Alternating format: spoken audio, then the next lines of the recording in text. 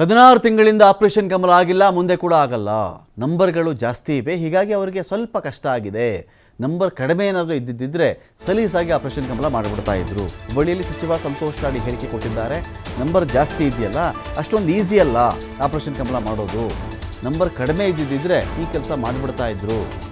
ಇದರ ಬಗ್ಗೆನೇ ಈಗಾಗಲೇ ಸಿಎಂ ಸಿದ್ದರಾಮಯ್ಯ ಅವರು ಹೇಳಿಕೆಯನ್ನು ಕೊಟ್ಟಿದ್ದಾರೆ.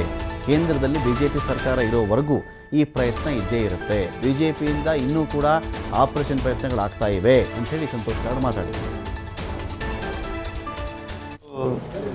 ಸರ್ಕಾರ ಇಲ್ಲಿ ಮೇಲೆ ಕೇಂದ್ರದಲ್ಲಿ ಬಿಜೆಪಿ ಸರ್ಕಾರ ಇಲ್ಲಿವರೆಗೆ ಇರ್ತದೆ, ಈ ಥರದ ಪ್ರಯತ್ನ ಯಾವಾಗಲೂ ಮಾಡ್ತಾನೆ ಇರ್ತಾರೆ. ಅದೇನು ಹೊಸದಲ್ಲ ಅಲ್ಲ. ಕಳೆದ 16 ತಿಂಗಳಿಂದ ಆಗಿಲ್ಲ, ಮುಂದೇನೂ ಆಗೋದಿಲ್ಲ, ಬಟ್ ಪ್ರಯತ್ನ ಅಂತೂ ಇದೆ.